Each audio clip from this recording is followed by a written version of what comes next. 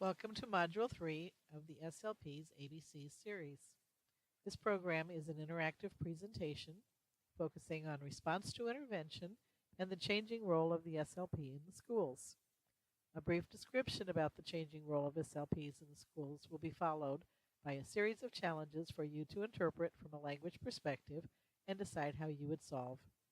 Be sure to hit pause before the suggested solution is presented.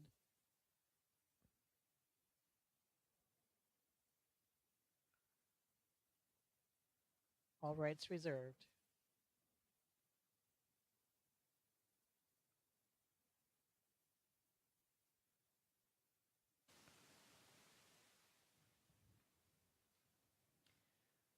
RtI means working together for success. Traditionally, the SLP worked in a pull-out model in an isolated room, often the janitor's closet. We used goals and objectives that were only indirectly related to the academic curriculum. We weren't accountable for outcomes that are used to evaluate the school. We don't have data to show that our efforts made a difference, and in fact, there's increasing data that shows that we really didn't. The SLP's contributions are sometimes invisible to administrators and other decision makers. The 2008 ASHA School Survey showed that nearly all services involved direct service delivery with little or no collaboration with other school personnel. So there wasn't any collaboration with regular ed or special education. It averaged about 3 hours weekly, and they were spent, only about 3 hours weekly were spent in consultation with teachers or parents, and only 1.6 hours were devoted to response to intervention activities. Most of the SLP's time was spent in traditional pull-out services. But the role of the SLP is changing because of RtI as well as Common Core and other things affecting SLPs in the schools. RtI basically is a tiered program.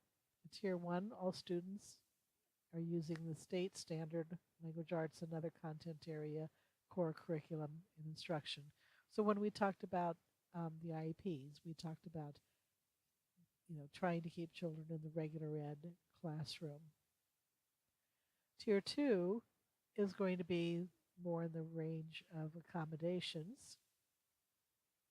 So there's going to be supplemental instruction that's aimed at remediating some of the problems that the kids are having. So accommodations are going to start here. There's going to be increasing accommodations and some additional instruction in small groups, etc., done by the classroom teacher or by classroom teacher aides or others, including a speech-language pathologist who might come in and work with small groups.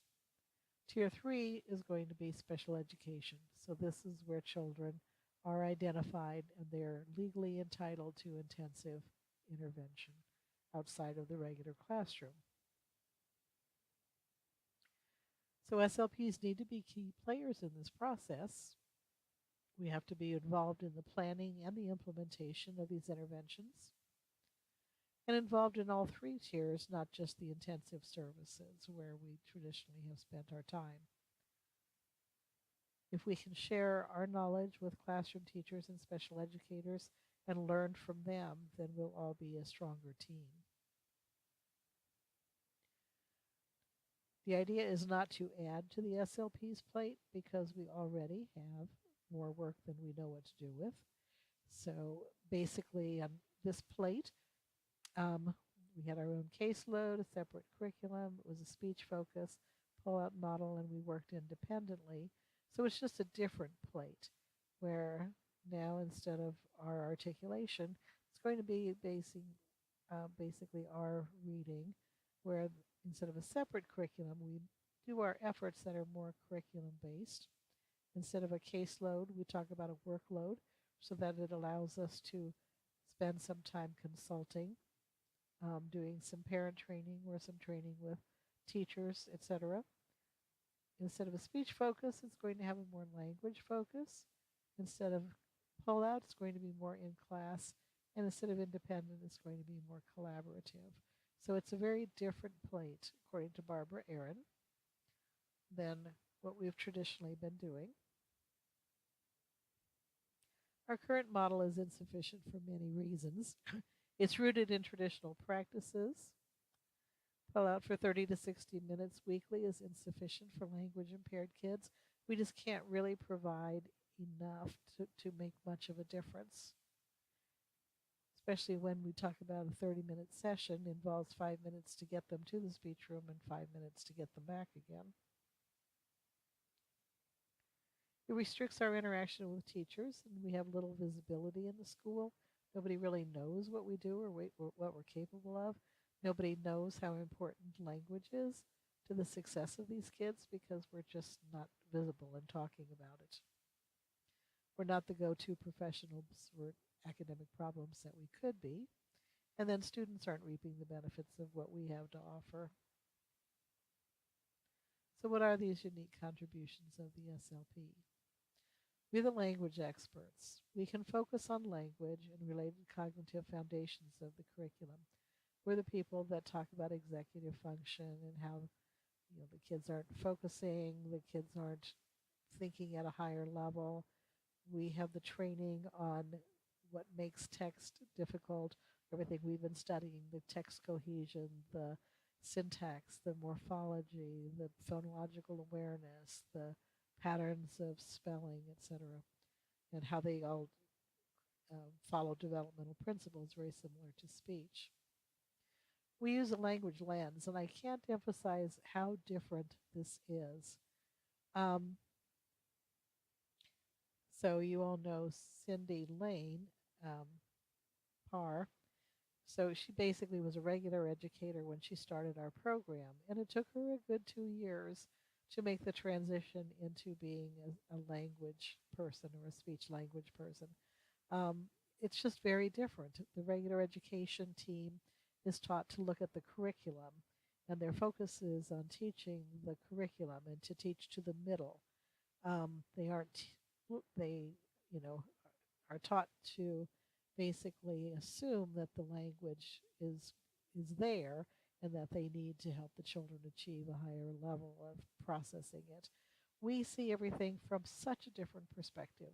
So we start, looking at the kids and trying to figure out why they're not succeeding, what it is about the teacher's instructions that the child is processing wrong. What is it about the text that the child is reading that doesn't match the child's language system? We see a behavior and we start thinking, oh, the child is frustrated, the child isn't processing the information, they're looking for information in different ways. The teacher sees a behavioral problem in a child who's not listening. So we think very, very differently. We take a diagnostic prescriptive approach. So let's start looking at this child more carefully. What aspects of phonological awareness is the child weak in?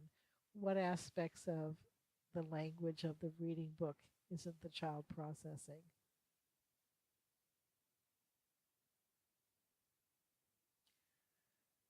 We analyze the curriculum and the literacy standards and benchmarks and grade level expectations for the language requirements that are inherent in those things.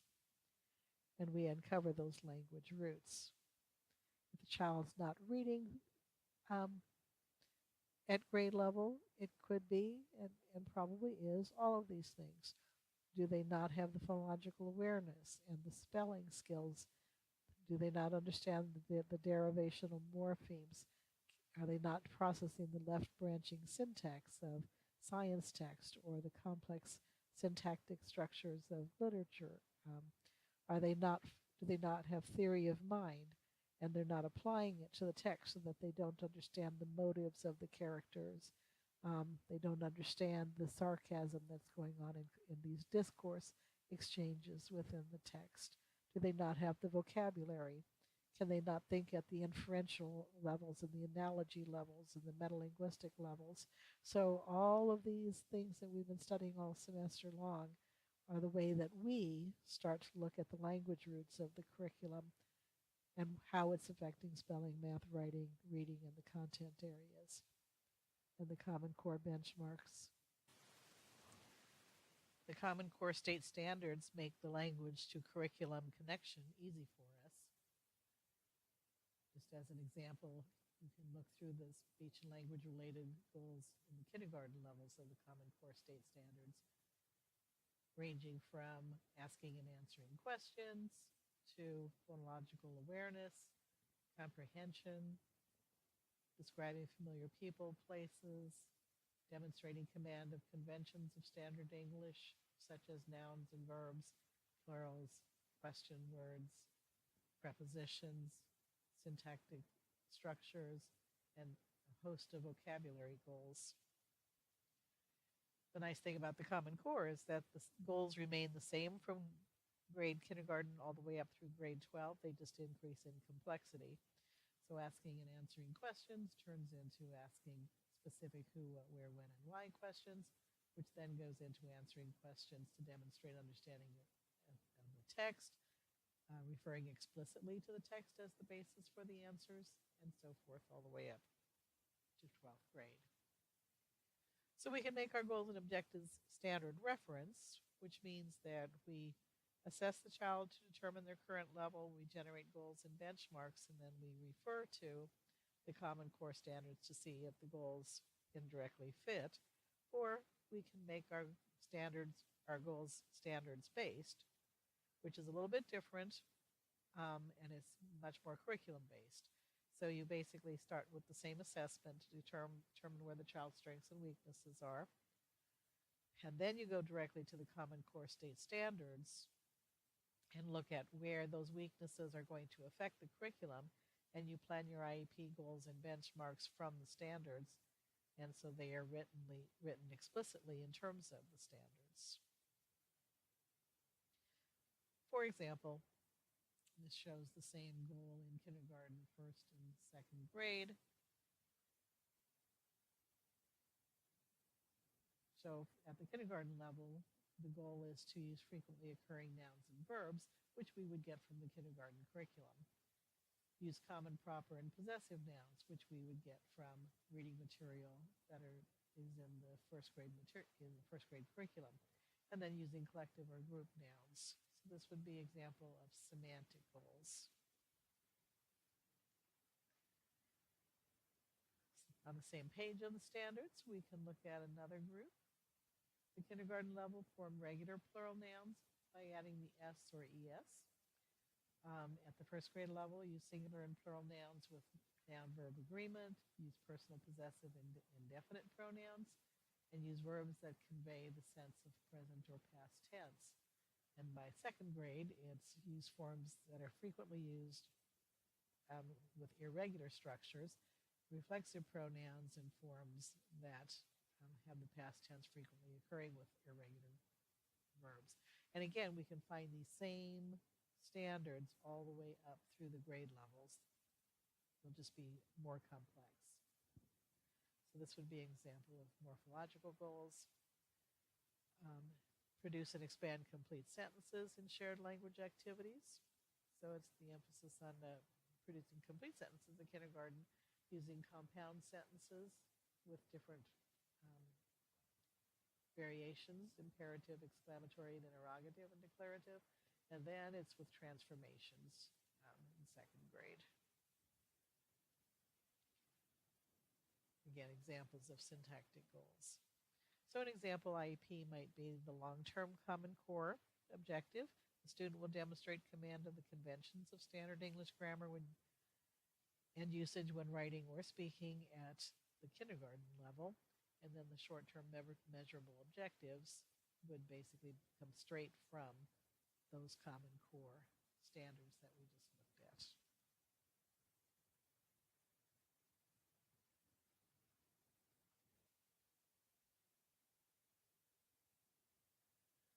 These are grade level expectations as opposed to Common Core, but they're the same types of things. It's always been in the curriculum. Demonstrate understanding of information in text by comparing and contrasting story elements. So there's the narrative structure that came right out of an English language arts objective. Demonstrate understanding of information in text by predicting what will happen next in the story. So again, that's going to be inferential language that's coming right out of grade level expectations. So we can look at the appropriate grade level expectations present in the Common Core and basically derive the language goals that a child is going to need to succeed. We use our language lens to not only see that there is an error, but to start to understand the error. Teachers do not have a background in phonology. They don't have a background in phonological processes. They don't have a background in phonetics, and they usually don't even study developmental spelling. Or if they do, they're just aware that it occurs. They don't understand the stages and the phonological underpinnings of these things. We look at it and we go, oh, shun, that child lacks morphological awareness because it should be T-I-O-N, and they're spelling it phonetically.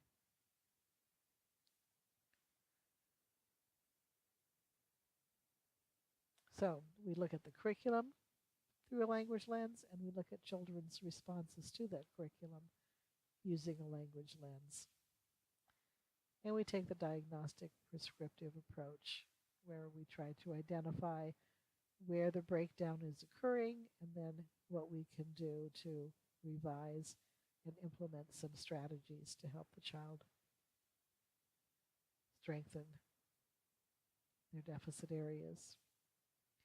So the next part of this PowerPoint is going to just be some problem solving. So this is going to be an active problem solving session. Again, this is the SDS model that we've talked about, simplified. So we've got our contextualized multi-sensory level and our decontextualized unsupported language levels. Instead of having the 5 levels of each, I've basically divided it into real versus symbolic.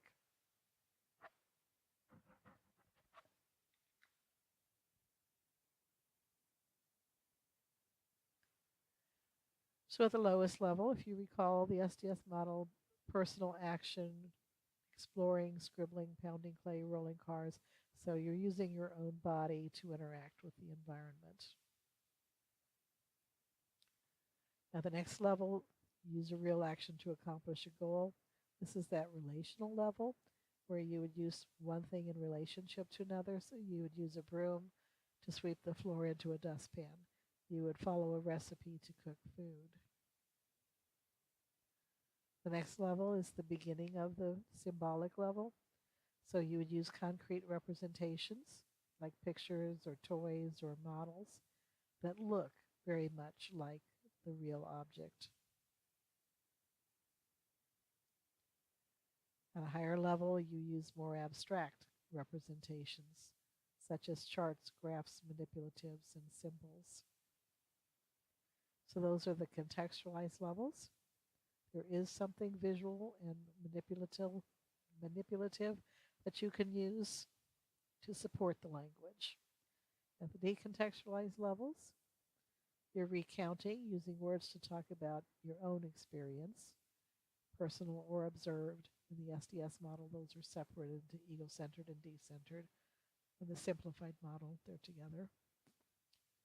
Procedures is the next level, where you're using words to follow classroom rules or task instructions. At the symbolic level, you're reading unexperienced information. So you're reading a novel story or a history text, science. And at the most abstract level, it's metalinguistics. So you're talking about science concepts like black hole and theory of relativity, the life cycle of plants, or talking about metalinguistic things like, is this a noun, is this a verb, what sound does the letter A make? Okay.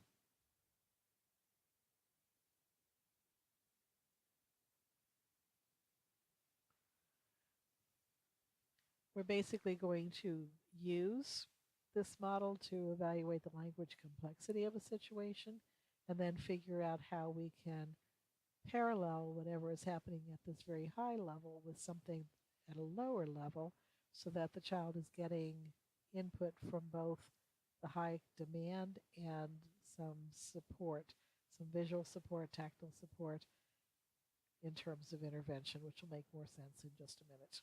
Okay, so the teacher shows you the spelling of a third grader. Here's your test. The child does not produce any articulation errors, but here are the developmental spelling errors. What can you tell her about these errors? Are we talking about the language foundation of the curriculum, a language focus, or diagnostic prescriptive?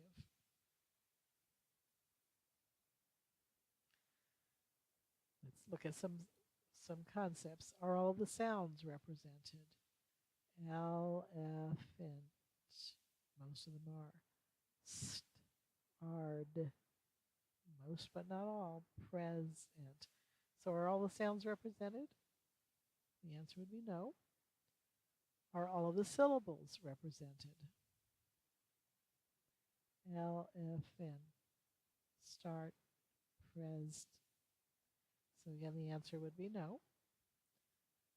Are errors made in voicing?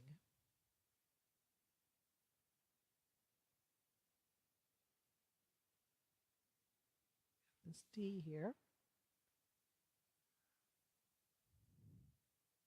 Are there cluster reductions? Again, these are not concepts that the classroom teacher who has this child would even be aware of. So what aspect of language is problematic?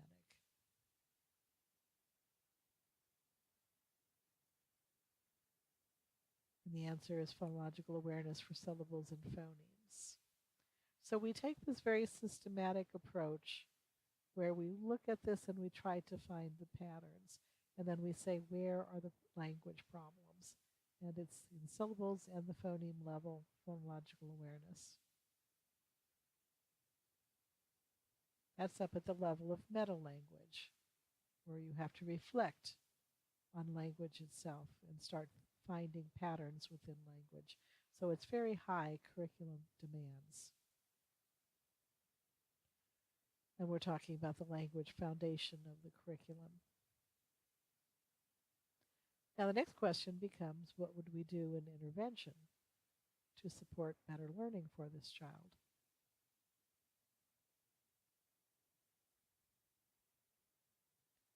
And remember, the solution is always going to be to pair the high demand with something that's more visual, concrete, tactile, okay?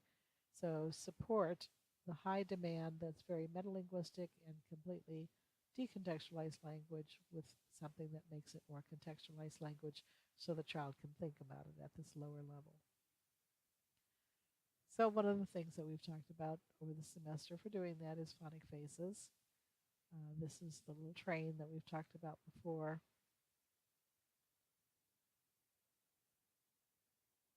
So we can take the child's spelling, SARD, and we can start saying, okay, you've told my mouth to say SARD, SARD, and my mouth needs to say start, start, start.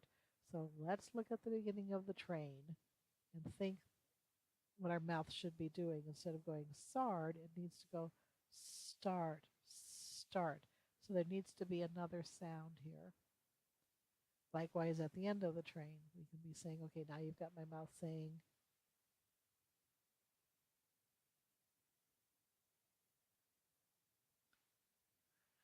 start, but it's going starred instead of start. So what sound can we put there?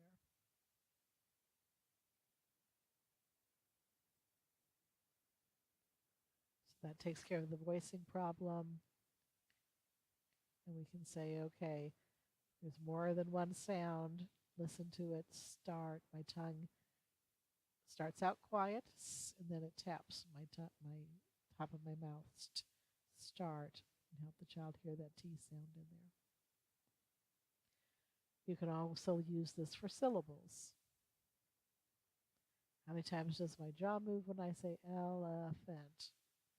Put a circle for each syllable you hear. L, F, ent, elephant.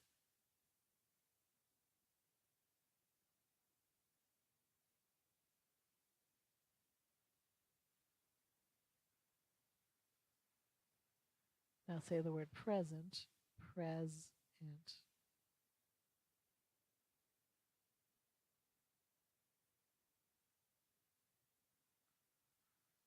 Okay, next example. Teacher shows you the spelling of a third grader. Longest, jumped, attitude. What can you tell her about these errors? And are they the same as the last example? So we start asking our questions. Are all of the sounds represented? Longest, jumped, attitude. And this time the answer is yes. Very different than the last set of words. Are all of the syllables represented? And the answer is yes. Again, very different than the last set of words. How are the morphemes represented?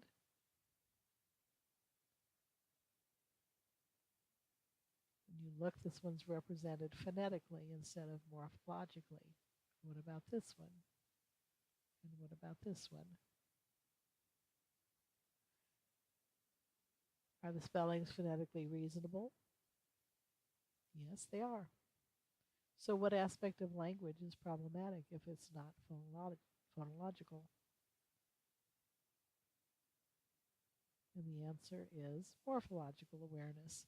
So the child isn't aware of morphemes and how to represent morphemes in spelling. It's just spelling phonetically without understanding that that's actually a past tense marker or that that's a comparative or a superlative. Again, way up there at the metalinguistic level, so how are you going to support the child's learning? Anytime something is very high, then you need to pair it with something contextualized. It again is affecting the language foundation of the curriculum. So something like morphophonic faces that represents the morphemes. When you put a past tense marker on, it can surface as a T as in jumped, it can surface as a D, or it can surface as an ed, as in headed. So 3 different pronunciations, t, ed, but it's all the same morpheme, so it would all be spelled the same. Same with possessive, and then contractions shows that you basically are chopping out a letter and marking it with your little hatchet sign. And these are just examples of derivational morpheme pictures. Okay, let's try another one. The teacher shows you a 4th grader's written composition. Sentences are randomly punctuated, periods either omitted or in the wrong place, and no commas. What can you tell the teacher about these errors? And is it language foundation, language focus, or diagnostic prescriptive? So we start asking our questions again. Is the student showing awareness of units such as phrases or sentences? Well, if there's random punctuation, then the answer would be no. Is the student showing awareness of the needs of the reader? When we write, we have to write with theory of mind. What does the reader, what does my reader, who's going to read my writing, need to know? So you have to write from the perspective of your intended reader.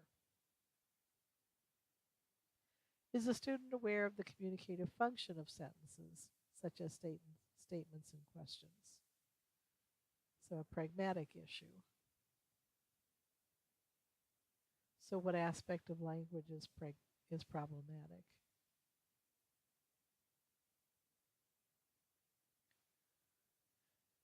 And the answer is syntactic awareness and also a little bit of pragmatics.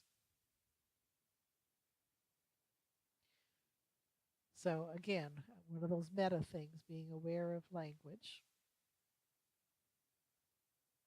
which is the language foundation of the curriculum.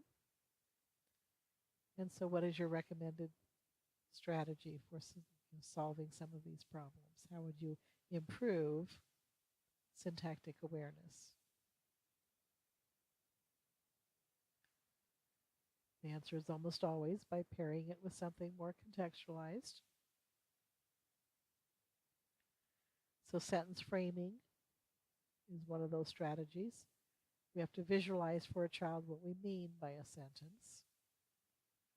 Here is my picture sentence with the frame around it, my picture frame. Here is my word sentence, and I need to put the equivalent of a picture frame around my sentence frame. So this frame is taller than the picture. I usually use an actual frame so that they can feel that the frame is taller than the picture below it. And I have the kids put one on themselves with maybe popsicle sticks. So the tall frame is represented by a tall first capital letter at the beginning of the sentence. Then, after the picture frame is complete, you nail it shut. So after the sentence is complete, you nail it shut. So again, it's very concrete, very visual when you're talking about the whole idea of my name is Jill. I can frame that picture, which makes it tall, and I represent that in my writing with a tall capital letter at the beginning of the sentence. When I'm done framing it, I have to nail my frame shut. So when I'm done with my sentence, I nail the frame of the sentence shut. Here's another way. We usually do this on whiteboards. When she raced up 4 flights of stairs to the bedroom, she got there before her sister. So when she raced up 4 flights of stairs, so there's my connecting word, when she raced up 4 flights of stairs. To is my connecting word, the bedroom. Comma links the two together. She got there before her sister. And then the whole sentence is nailed shut. Recall when we were studying syntax that the real sentence is she got there before her sister, and here's the conjunction, when she raced up 4 flights of stairs to the bedroom, period. And that's why after the bedroom, this period, what should have been the period, turns into a comma. Or the 4-leaf PowerPoint that we did in class is another way to help increase that syntactic awareness. And he was playing with his friends one spring day. One spring day, Danny was playing with his friends. His friends lived down the street. There's the redundant his friends. We need to substitute his friends for a pronoun, and we're going to use a special kind of pronoun that allows us to put the two sentences together. Remember what we called that? The relative pronoun, who, because it's people. Okay. The kindergarten teacher says, if you are in the red group, line up at the door for the bus. The red group and 6 other kids line up, no matter how much the teacher fusses at them to wait until their group is called. All right, so we start asking our questions. The situation is the teacher's talking about what is happening in the room here and now. If you are in the red group, line up at the door for the bus. The semantics. What is a red group? The children do not see a red group in the classroom. So that's going to be very symbolic. It's not going to be down here at the level of contextualized talk. The sentence is a complex sentence with a subordinating conjunction.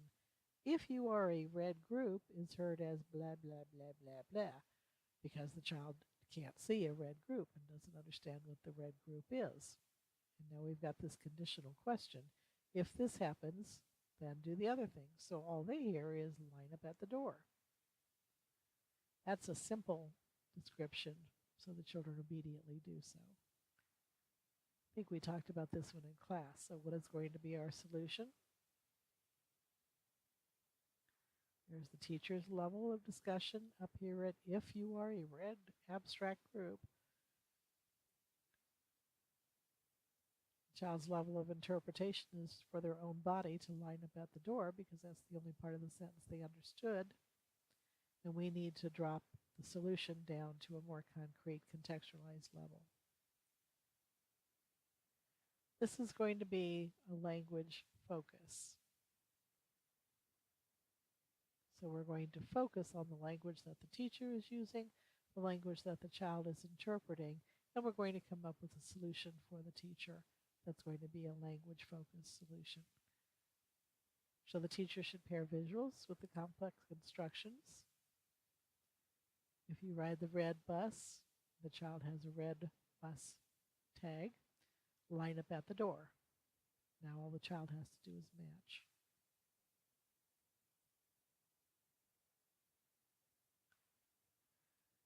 Okay, and that's going to help the child learn this conditional language.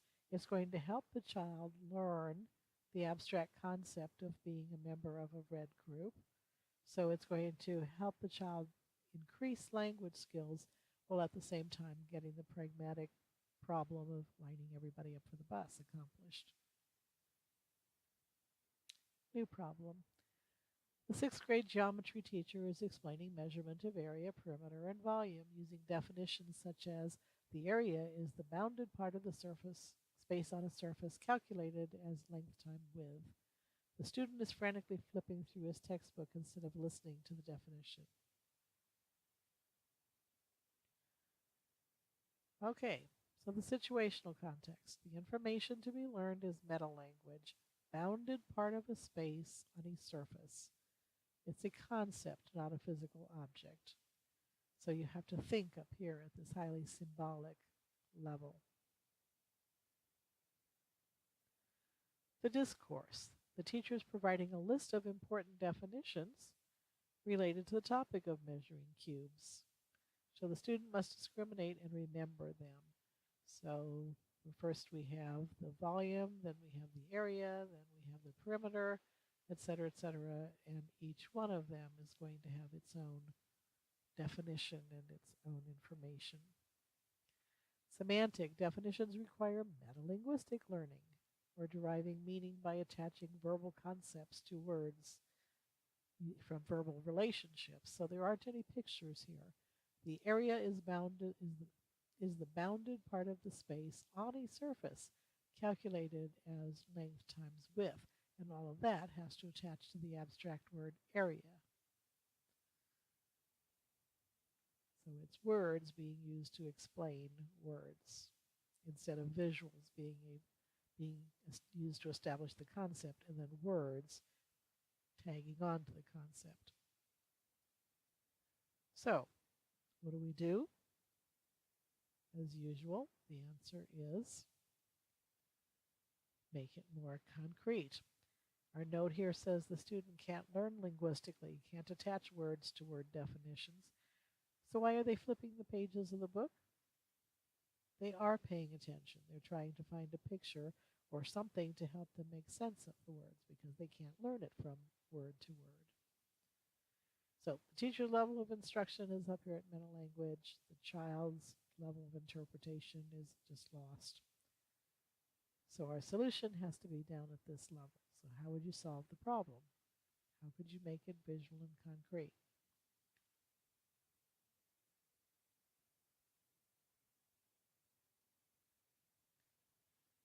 Which is a language foundation problem.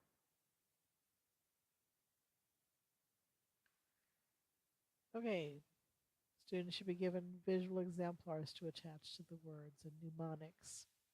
So simple shoebox. A, R, E, A. 4 letters, 4 corners of the box. So that's the area. Perimeter. 4 syllables. It's the long way around. It's the long word and the long way around. Volume, V looks like something that can hold something. So basically, that's the inside of the box. If the teacher would have demonstrated this to the child would have understood the concepts immediately, would have had mnemonics to help him remember the words, and would have gone on with the lesson without problem.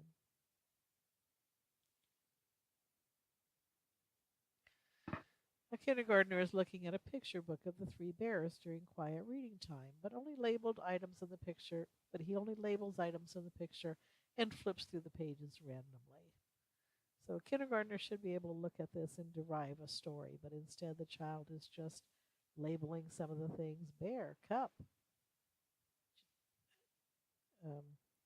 cereal, bowl, and flipping through the pages randomly. Why? Because pictures are symbols for events and the relationships between people and the objects. So when we look at the picture, we see Papa Bear and Mama Bear talking. We see Baby Bear being upset. We see the bowls being spilled. We see cereal being spilled out of the bowls, but Baby Bear's looks empty. And so Father Bear looks puzzled. He can't figure out why their porridge is all over the table instead of in their bowls. So we look at it and we see a whole scene. If we look over here, we might even see Goldilocks and draw the inference that she was the one who disrupted their meal. Okay, the child can recognize the pictured objects, and that's why the child is labeling the pictured objects. The story is written as a series of episodes, each which has problems, plans, attempts, and outcomes. But the child only flips pages with no understanding of story element or plot. Semantically, the story is filled with descriptions, interpretations, inferences. But the child sees no action in the pictures and therefore can only label. So we've got a child who's not yet able to see that pictures actually represent action states, which requires a lot of abstract thinking. So the teacher's level of instruction tells the child to look at the pictures and read the book, but the child's level of interpretation is very, very low. You can only see single objects and not relationships. So the level of the solution is going to be somewhere in the middle, which is going to be a language focus. Okay, the pictures need to be paired with the child doing the same actions and then dolls or other props doing the same actions to learn how to interpret pictures as action-based. So we get out the props and we say, okay, you're Goldilocks, okay, and you're going to take a bite of the porridge, and then you're going to say, oh, this is too hot. So first the child does the actions with his or her own body. Then we pull out toys, and we have the child manipulate the toys, okay, looking at the picture, manipulating the toys to do the same thing as the picture. Then we get the child to talk about it by scaffolding. So we're going to use these strategies to take the child's labels and turn the child's labels into action-based relationships. So the child says, that's a bear. And we say, oh, you're right. The bear sees the porridge. So that's a bear. Child just gave us a label. We scaffold it into a full relationship. The bear sees the porridge, and that's an action description. Then the child says, bear sees porridge, which is an action description. And then the adult says, oh no, the porridge is all gone. Is that a label, a description, an attribution, an interpretation, or an inference? It's an interpretation. It's based on interpreting what we see in the picture. So the cues are there, deduced from the cues. And then the adult asks, who ate it? Who ate it is going to be an inference based on prior knowledge. Who could have eaten it? Goldilocks eated it. So the child makes the inference. We see the morphological error.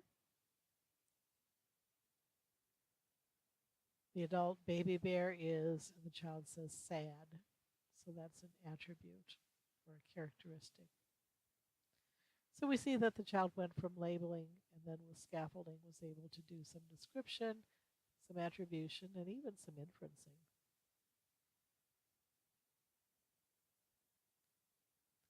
The middle school teacher's complaint is about the behavior problems in class. You observe him lecturing, and indeed many students aren't taking notes, and they begin to play with their pencils and small objects. So again, we as a speech pathologist using our language lens start asking why. Why are the kids playing with their pencils? Well, the lecture is about ecology. The discourse is at least 50-sentence oral presentation with multiple subtopics. A lot of language to process. And then semantically, there are many descriptions, definitions, explanations, inferences, and evaluations. We have a crisis in the Louisiana wetlands, says the teacher. And your conclusion is we have a crisis in this class. If you're losing that many of your students, then your language is too high. And you're going to need to support it with pictures.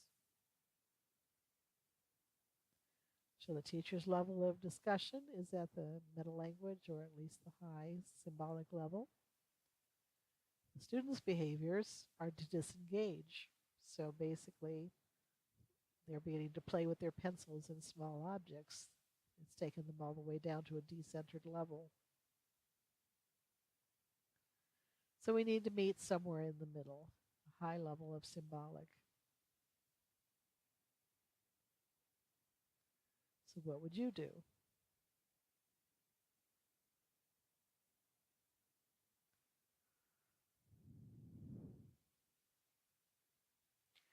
Well, let's start with some visuals. Pair the discussion with a visual that shows those important concepts. Pictures provide learners an image to attach the words to. All right, so you talk about what it used to be, you talk about where it is in 1993. Heavens knows what the coast looks like now. It's horrible. Then you use go charts that we did a couple of weeks ago. So you put the information for the students on the go chart, at least the primary information, that if you want them to walk away with some information, what are the go-to messages? Before the levees, the land was mud, it sinks under its own weight, and we lose the land. Spring floods would deposit new silt, so it naturally rebuilt this rich farmland. So we'd lose some, but we'd gain some. Why did we need the levees? Well, to protect the cities and so the shipping waterways. Then what happened after the levees? We lost the land, 20 to 25 square miles yearly. There's a loss each minute. We also lost the protection through hurricanes and then also commerce, fishing, and oil. So basically now you can have the teacher write a test that's based on this go chart. Generate a unit test by taking enough questions from this chart to earn a C, which would be 75% of accuracy on the test. Another 15% further details that go beyond the go chart and something that was actually talked about in the lecture and the text. And then finally another 10% in higher level questions.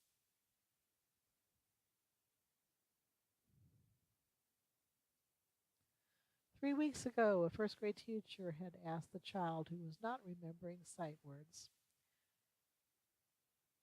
had asked about a child who was not remembering sight words. You had recommended that the child use the phonic faces train to examine the beginning, middle, and ending of words.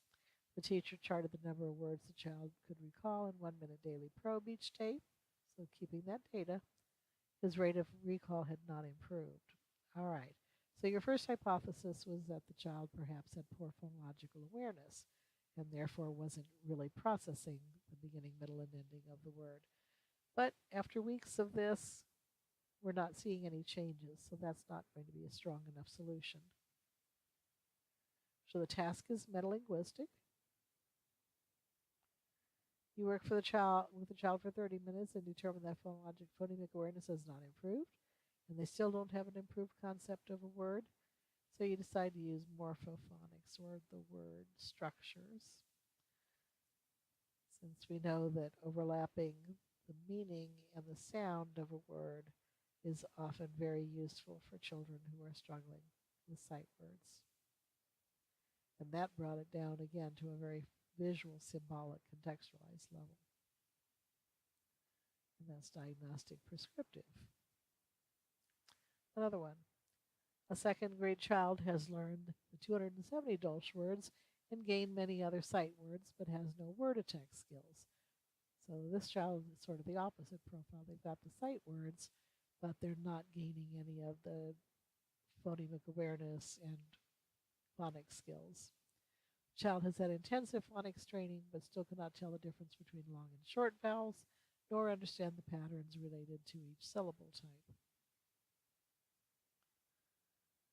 Does the child understand the relationship between a syllable and speech? So are they even making that connection? Can you grab your jaw and feel the number of syllables?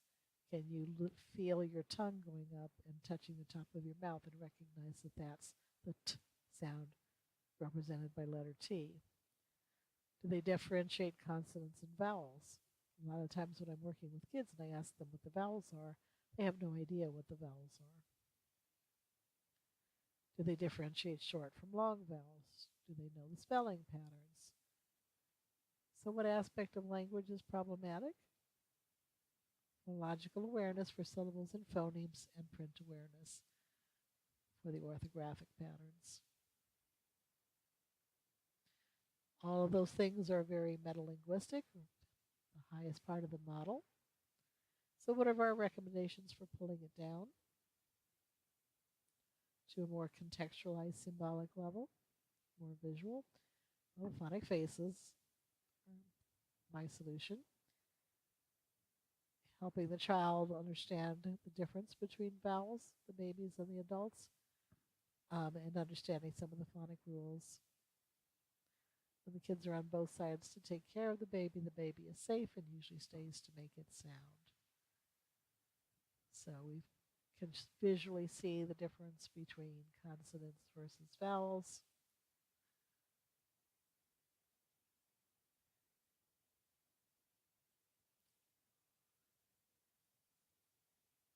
And this is the open syllable. The baby left at the end of a syllable or word could run away and get hurt. The grown-up usually comes in instead. So this is a 2-syllable rule pattern.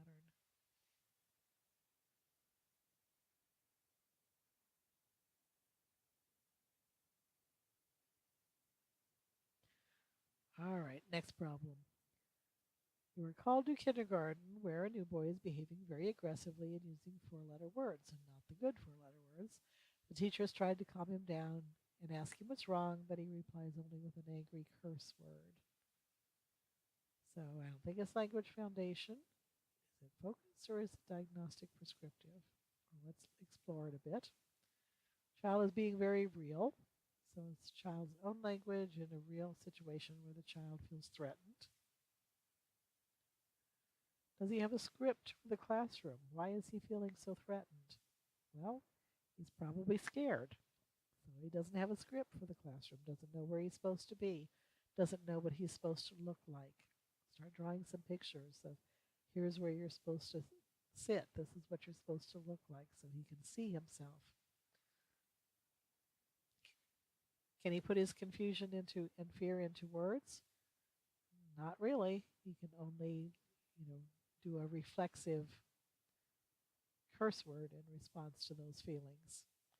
Has he learned to control a situation through aggression? Probably. So he gets out of doing things by being aggressive. So he's got some negative learning there. Has he learned to use language to appropriately express himself? No. He doesn't have words for I don't understand, I don't know where I'm supposed to be, I don't know what I'm supposed to be doing. So what aspect of language is problematic? Pragmatics. Recommendations and strategies. Once again, help him figure out through the concrete, visual, contextualized modality or level what he's supposed to look like, what he's supposed to do. And that's solving that problem from a language focus instead of the teacher's behavioral focus. Okay, so one of the things we can do is use speech act theory to reinterpret the meaning of his words. Would you like to sit in this chair? Get out of my way. You're right, you do need to take your jacket off first. You can interpret his speech act any way you want to. The interpretation belongs to the listener. So it's like teach him the first step of the script. You sit down and take your jacket off. You're stupid. Okay, we can put your backpack right here. Now he's got a second piece of the script. And you're helping him use his own body to go through those stages. Child starts cursing. Oh, you want a crayon first? Okay, let's find them. The interpretation belongs to the listener. That's only a curse word if you interpret it that way. That's not what I said. You're stupid.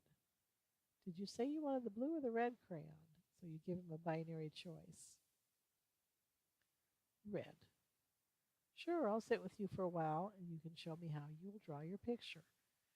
So basically we use speech act theory and interpreted anything that he said negative into something positive.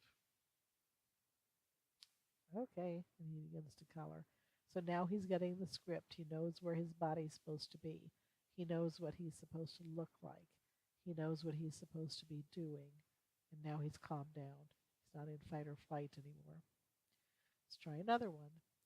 The middle school students do very poorly on a test comparing different categories of figurative language.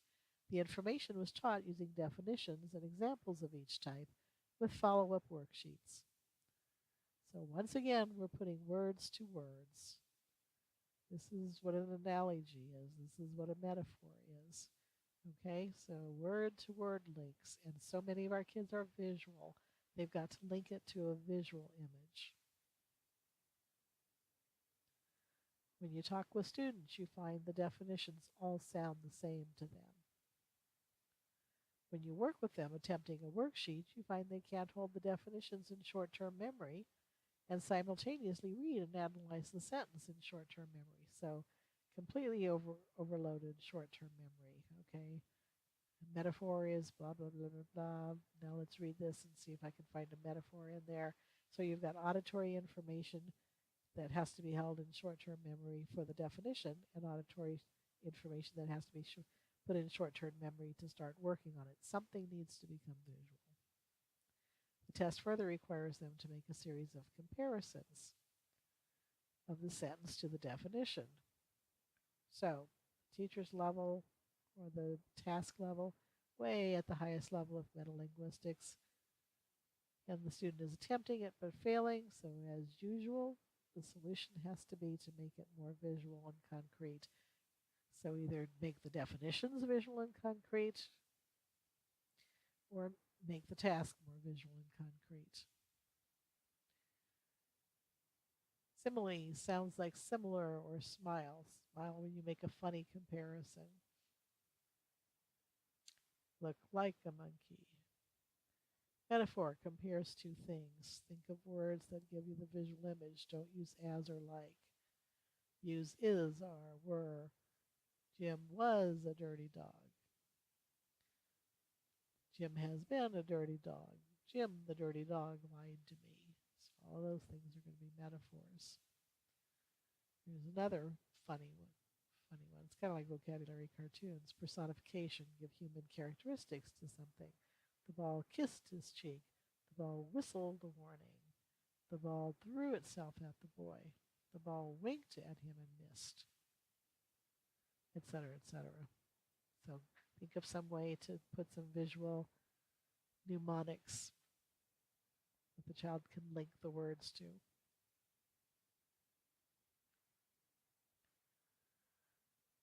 Used humor, used elements of the term that hinted at its meaning.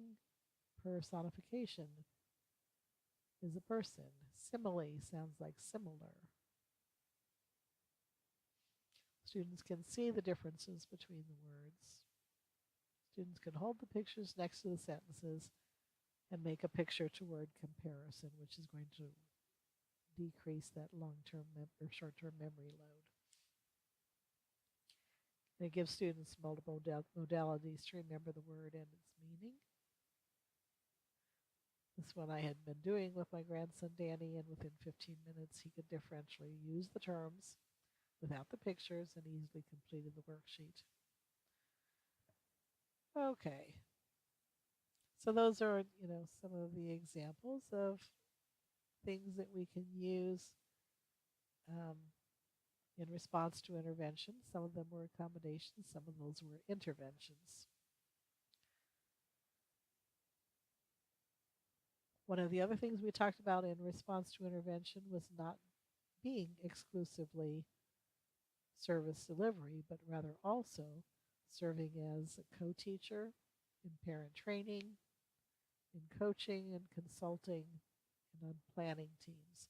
So if we think outside the box and we get ourselves out of our therapy box, then basically we're sharing information with other people, other team members, and very quickly everybody starts to talk language and to see things from a language perspective. When I was in the schools, by my second year there, people just talk language all the time. And so I've got this language disorder child instead of I've got this behavioral problem. When I said this to him, this is the concrete thing that he interpreted instead of what I really meant.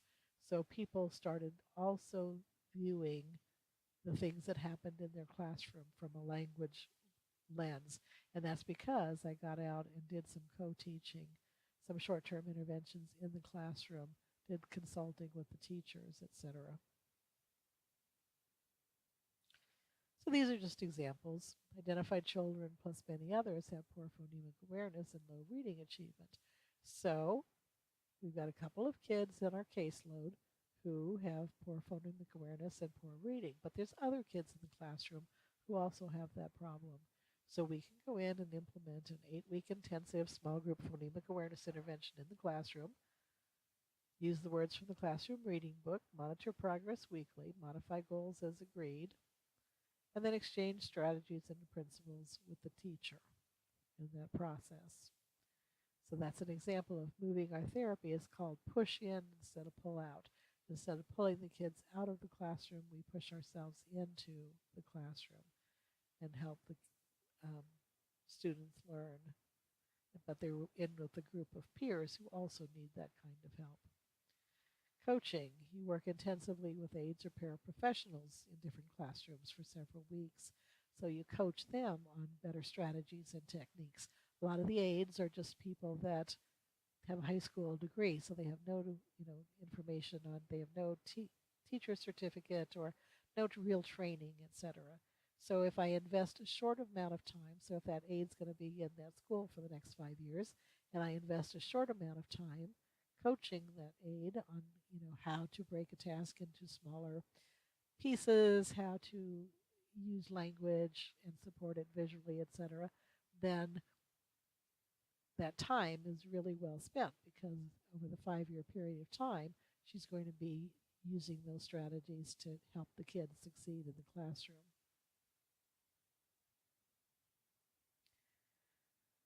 Student demonstrates behavioral problems, doesn't listen, flips through the book and other off-task behaviors.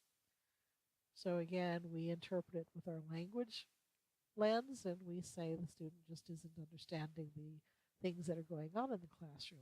So we need to reduce the language, we need to use more visuals and demonstrations, we need to repeat the information, we need to cue the student when there's something important, and we tell the teacher these things. So it's like all right, your child has a language disorder. They're not able to process language quickly enough. They're not able to process that auditory information. Here's things that you need to start doing to make that child successful. One way of consulting is to start a school newsletter. So they're going to be very brief. People won't read them if they're long. So it has to be brief. It has to give them things that they can use in the classroom. So we give them information about language, learning, language-based problems, and then suggestions for the ways that they can compensate in the classroom. It's got to be concrete and doable, easy to understand. So direct consulting or indirect consulting through newsletters.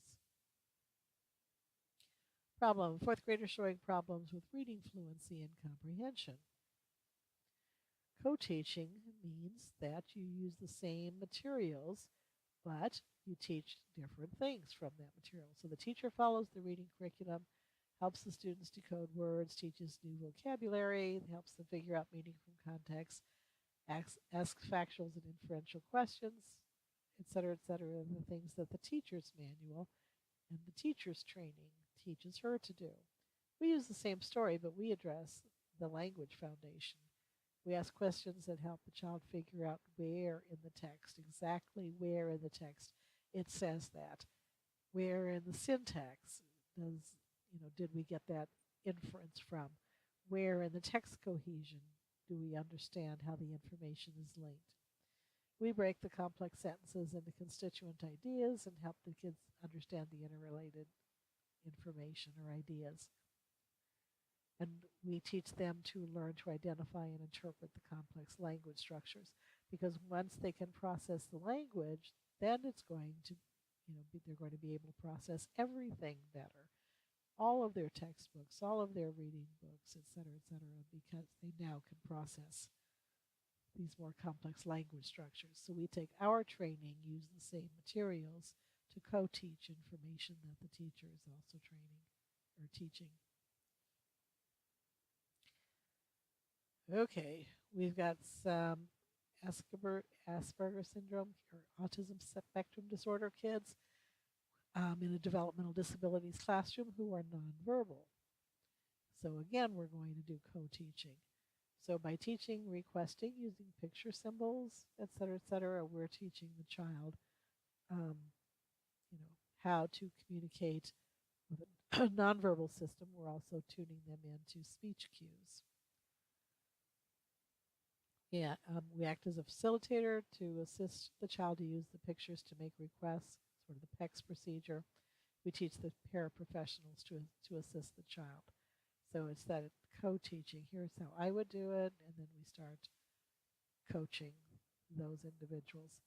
And then similar, we do parent training. We invite the parent to participate first as an observer and then a facilitator, and teach them the procedures, because our 30 minutes twice a week isn't going to make much of a dent in the outcome of these kids.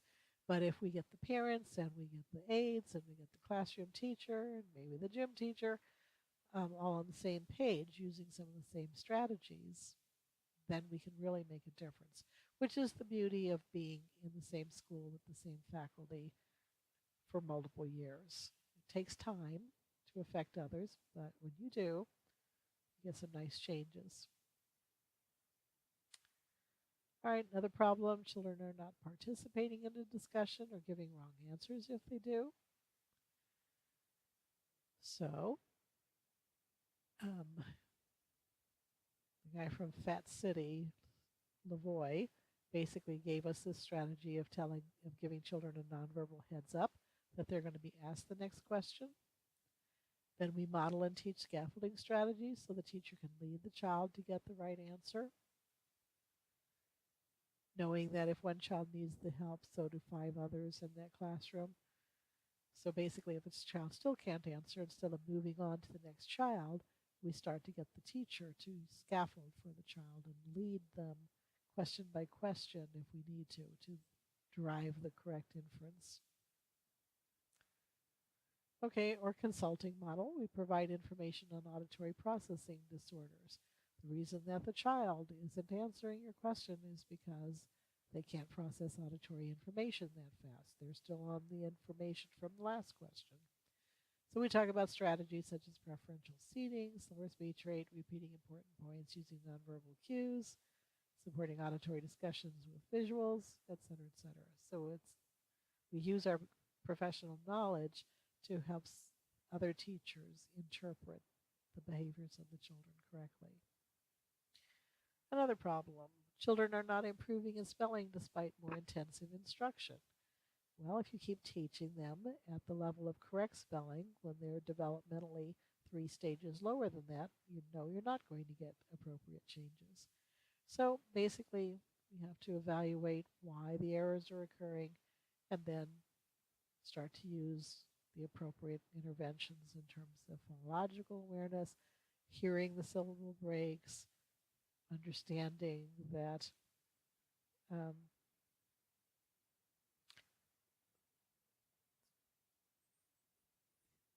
voicing may be different, hearing, phonological awareness of blends and other types of things that the child's having difficulty with. So we can consult with teachers to help them understand what's going on in the spelling patterns, or we can do a short-term intervention in the classroom, a response to intervention type of thing. Asking the child to spell the same word across time at the end of every intervention session and see if we start getting fewer phonological process errors and steps toward more conventional spelling. Okay, problem, curriculum planning, student staffings, and school improvement. So, those are ideal places where we can provide information on the language foundation, supporting the curriculum using visuals, engaging in developmentally appropriate practices, and making adaptations for Tier 2 and Tier 3 students. So engaged doing those kinds of things. In terms of staffings, when kids are being staffed, we can talk about the child's language and how it's directly affecting their academic delays. We can talk about their language and how it's directly contributing to their behavioral problems, and then appropriate supports in the classroom that will reduce the behavioral problems and improve their academic performance. Another one, children are not writing despite being given story starters. Well, they need a stronger scaffold. Story starters means that the child already has story structure in their head. You just have to give them a good idea, and they immediately start using their internalized knowledge of story discourse to create and write a good story. But many of our kids don't have that, so we have to provide storyboards. We break the task into smaller steps and provide frequent feedback. So first you just need to write 2 sentences that tell me who your character is and where your character is, and I'll be back in a second to check your work. Use Go charts because they provide those hierarchical Go charts that we made, because they organize the story for the child and provide potential words and spelling of those words and help them generate sentences.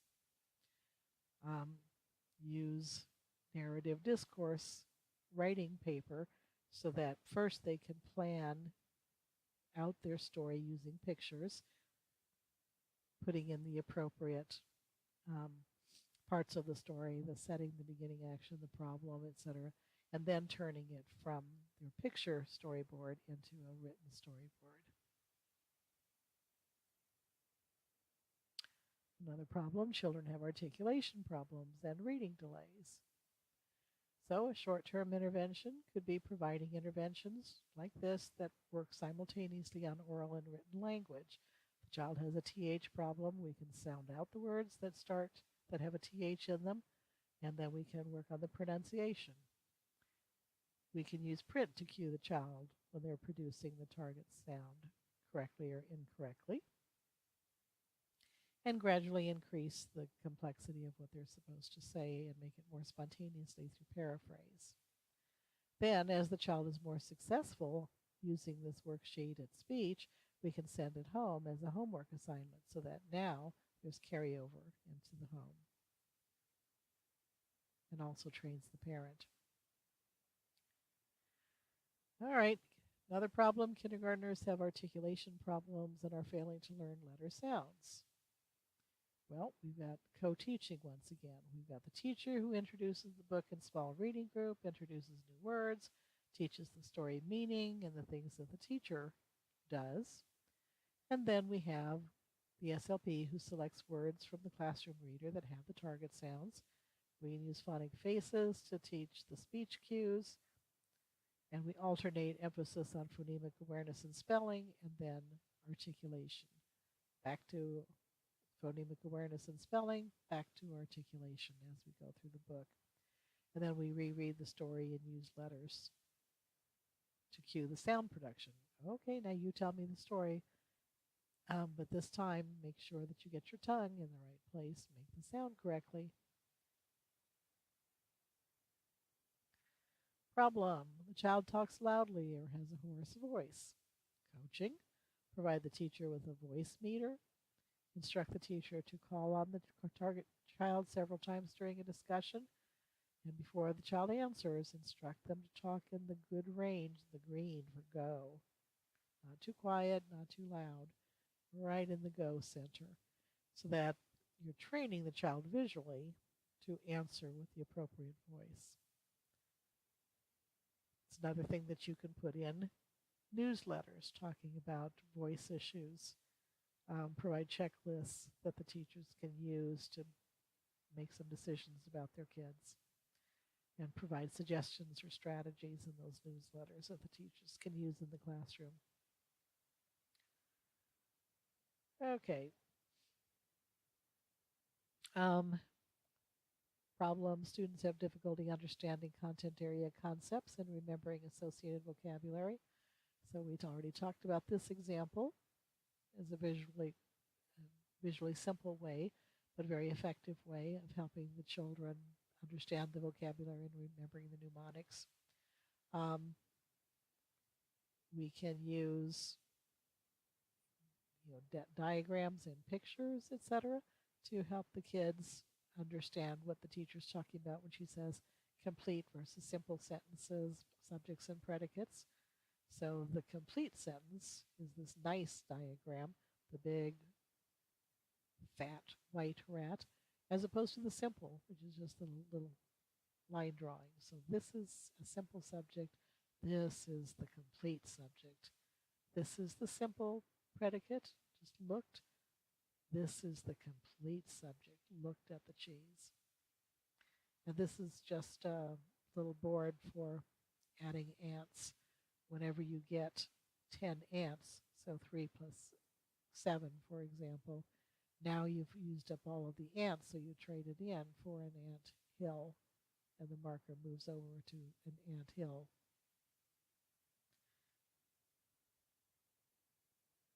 All right, so our takeaway message.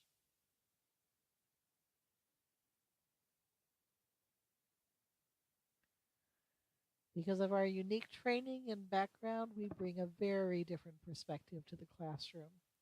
By using that knowledge in a new way, and not the old traditional hide in the closet, doing something that's not very curriculum based, we can become true partners and true collaborators in the school. In the end, identified children will be receiving language-based intervention throughout the day because the classroom teacher, the aides, the special educator, the parent, other people will be in on what's important and how to do it. And so they'll be providing better strategies so that the child can learn better, which will mean intervention goes on every day and throughout the day. The children will also benefit from the inclusion of this perspective into regular education. If our kids are struggling, there's going to be many other kids who are also struggling.